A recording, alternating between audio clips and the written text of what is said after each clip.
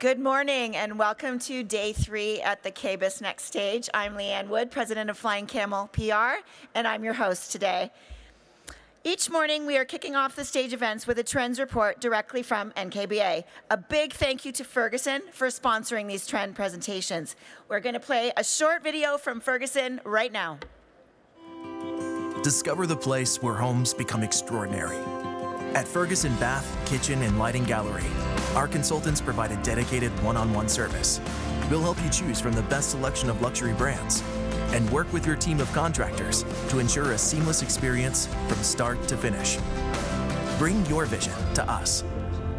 Shop for products online or schedule a one-on-one showroom appointment at build.com/Ferguson.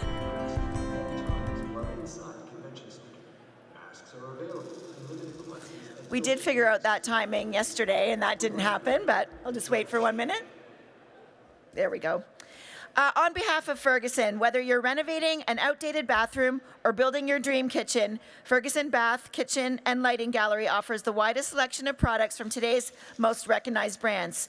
State-of-the-art showroom and product experts ensure that the kitchen, bath, and lighting selections are a perfect fit for your home.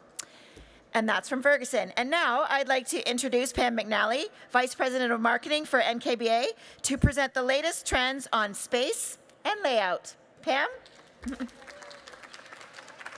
everybody hear me?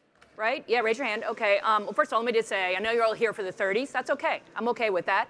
Also, half of you are my team. Anybody who's on my team, raise your hand. They're here to support me because they didn't think anybody would show up. How is that for, like, confidence, right? So let me just say this. Third day, feet are tired. I might end up sitting down. I hope you guys don't mind. And I'm thinking we breeze through this. No questions, right? No questions. And then we're out of here. So let's talk about what's happening. So this is from our 222 research talking about design trends over the next 2 to 3 years. So let's talk about kitchens.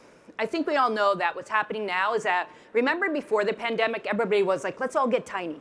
Let's do those tiny, homes. Let's downsize. And guess what happened? The pandemic happened, and all of a sudden, before you know it, everyone wants to, like now, upsize. So they're looking for more storage. How many of you have clients that are looking for more storage, right? More storage. They want more in-home cooking because they're not going out as much.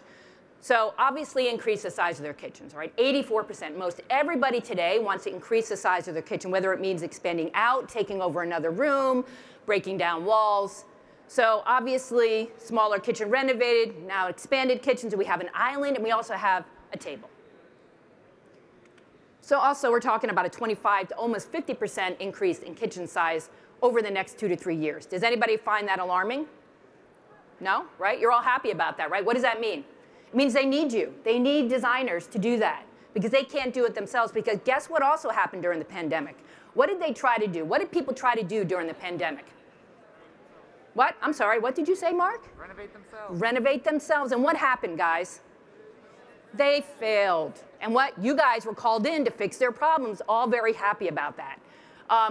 So the old kitchen triangle, this is the thing that I find interesting, is that kitchen triangle we all know and love, guess what? Kind of going out. Kind of outdated. Doesn't mean it's not happening, but because there's so many other spaces now, several people are cooking and prepping, right? There's also juice bars, coffee bars, wine bars. I'm into the wine bars. I'm into the wine bars. Prep versus serve, and then eating areas, right?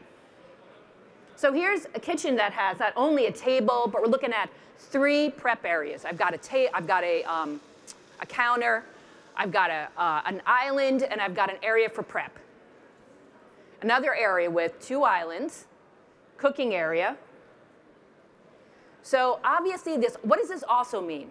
When you've got all these factors, and not only that, more involved, much more involved. It's not a simple kitchen anymore. Now, how many of you have this where people want juice bars, several islands, more storage, and everything closed behind? No one wants to see anything anymore. How many of you have more complicated kitchens than you ever had before? Raise your hand, right? You're nodding your head. Yes? Right? Yeah. You poor thing. I'm going to just focus right on you. So again, more involved, more cooking options, right? More islands, more prep, gallery sinks, workstations, storage, more refrigeration. So I guess we can all agree that the top space trend, if you can, is a walk-in or expanded pantries, right? Would you say that that's happening as well? Either taking over a closet, knocking down a wall. People, it's almost like a shoe closet. Remember shoe closets were the big deal? They were like the fashion statement. Now these walk-in pantries are it. If you have a walk-in pantry, oh, come and look at my pantry. Oh, I would like to actually sit in my pantry.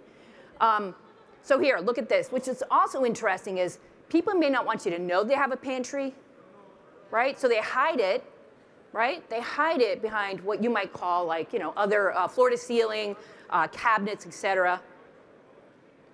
And then large islands. Look at these islands. They've almost doubled in size in terms of people used to have a small little like, you know, wood block island. They chop things on it. I'm all happy. Now, of course, it's like taking over almost the entire kitchen. Why is that? Why do we want larger islands or 2 islands? Can anybody answer? Not my team. Be quiet over there. Can anybody ask, why do we have, I'm sorry? Multiple cooks, but also what are we doing? What did we do in the kitchen during the pandemic? I hope you're not taking notes. You'll get, these are good. Homework, right? We worked, homework. All right, don't worry, I'm moving quick. Past the, sorry. You know why? Because we did a lot of stuff in our kitchens. All of a sudden, the kitchen that used to just be for cooking and maybe sitting and maybe eating breakfast now became everything. So everybody is in the kitchen. All my kids are in the kitchen. My dogs are in the kitchen. It was terrible. So basically, tiered islands. Why? So I don't have a space possibly for a larger island, so I'm going to tier my island for what reason? Life stages. Somebody in a wheelchair, because you know most of your islands are not at the height for somebody who sits in a wheelchair or older. So double islands will be prominent because you know what? Maximum flexibility. Everybody wants to be flexible today. Every room should be able to do everything, right? So you should be able to cook in your bathroom and then go to the bathroom in your kitchen. That's my prediction. I'm not saying that that was our research. Nobody said that. This is my prediction, okay? So again, you know, double islands, one for craft. This is actually a craft table. And then obviously a prep station. L-shaped islands. Spaces that can be temporarily walled off, because guess what? If you're in a room and you want to be in work, now this has got a curtain, so obviously we're not talking audio, right? You're not walling them off, but there are barn doors, double doors, pocket doors, because if you have everybody working in the same room, that's probably not going to work out well. How many of you worked in the same space as your kids learning, right? How many of you were there next to them? I was. I don't have a big house, and we're all sitting together, and I'm like, be quiet, be quiet. They didn't listen to me. So basically having rooms that you can wall off, one side's yours, much bigger, one side's the kids, much smaller. So some key details, willing to take down walls, to move out maybe other area, maybe no dining room anymore, right? I mean, we've seen that happen, that's been happening anyways. Increased demand for larger islands, islands that work as flex. You can work and learn there, prep space, need for comfortable seating, of course, right? And then again, the areas that can be walled off, they're sectioned off for these different things that we do during the day in the kitchen that's no longer just about cooking. So all right, any questions on the kitchens? Anybody, or a statement? Anybody want to say something? No? Good. Thank you, thank you, thank you. 3-year trend for bath layouts. So again, let's talk about what's happening. They're getting bigger, right? So everybody does want, how many of you have clients that want to have seating spaces in their bathrooms and want them to be bigger so they can relax in them? These are areas where they go to just chill out. How many of you have seen that in the last year or so? Right? Yeah, right? Taking down walls, creating a connected closet. Almost 80% look to increase the size of their bathroom. What I love is that not just oversized windows, but how many of you have clients that want doors that go out to the outside? So you know how that trend was, and we all know this, that kitchens, indoor, outdoor, la, la, la, right? But now, bathrooms, same thing. People want to connect with nature, so why does it just have to be the kitchen? Now, of course, I wouldn't do this if your neighbor is like right there. They probably don't want to see you. But I'm thinking these doors open up into the back. You're seeing that happen a lot. Obviously, bigger windows. Connected dressing area and closet. What I think is happening is that people are looking at their bathrooms not just as a place to run in and run out, but also as a place to connect, relax. Maybe their kids. How many of you have kids? Okay, so when they were little, my kids, there was no space, meaning they just came in. I'm in the bathroom. They're like, all right, Mom, let's all 3 of us come in here with the dogs. I got my phone. I'm just like, guys, I want to be by myself. What are you doing? They didn't listen to me. So now we have a lock, and I have a bigger bathroom, right? Actually, I'm going to start working in my bathroom so they can't bother me. But creating a connected closet and dressing area, and this is super cool. They took over an actual closet, made it into a dressing area. So it wasn't just a walk-in closet, but there's an area for dressing, sitting down, relaxing, picking out their shoes. And wet spaces. How many of you now are seeing that people want their bathtub and their shower to be in the same space, and that shower does not have a door? Or there's no glass, right? And why is that? Why don't people want, I'm sorry? Yes, why? I don't understand. Why do you think? How many of you have glass showers? You know, the door and the walls. How many of you say it's the biggest pain ever to clean? I try, I really do. I'm like a neat freak. I spend half my time scrubbing to get that damn, like, you know, salt or whatever they call it off. Can't do it. People don't want to deal with cleaning anymore. It's too much trouble. So why? So you dump the glass. Hopefully your bathroom's big enough so you're not getting water all over it. And that's what I always think about. Like, are these people now splashing all over the bathroom? So again, you know, walls, but tub, shower together. Again, wet space, shower, just one wall of glass, no door. And then, of course, we all know this, right? So I think life stages, building and designing for life stages is very important now because people are now realizing, you know what, they probably will not move. A lot of people are in their homes and they're probably not going to upgrade or move out. And why is that? There's two reasons. Why do we think that?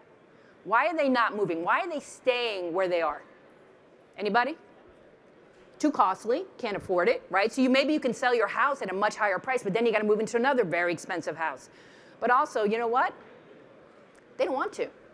You know what? Everybody's kind of settled. If I can get this to be my forever home, I'm going to stay there. I'm staying in my house. I thought eventually I might move out, you know, but I'm staying there unless my kids move back in. If they move back in, it's all over. I'm out. But I'm just saying, so you want to make sure when you remodel that that home can accommodate you as you get older or your parents move in or, God forbid, your kids even move in with their little ones, et cetera. You know, so obviously curbless shower. So willing to take down walls to make it bigger, right? Increased demand for larger showers, 2 people, 3 people showers, no shower door, wet spaces, more natural light. Everybody here loves natural light. It's soothing and designed for all life stages. Do we all agree with this? We all agree, right? In conclusion, thank you, 10 minutes, come on. We need cleanable, multi-use spaces that are bigger, more adaptable, and make it easier for all life stages. Would you guys agree with that statement for both the kitchen and the bathroom? Actually, really any room in the house, right? Okay, anybody have any questions? And I'm joking, I love questions. So, did I scare you all? Okay, no questions, we're good? No questions from the team? Nothing? Okay, all right, well, thank you all, I appreciate it. Thank you.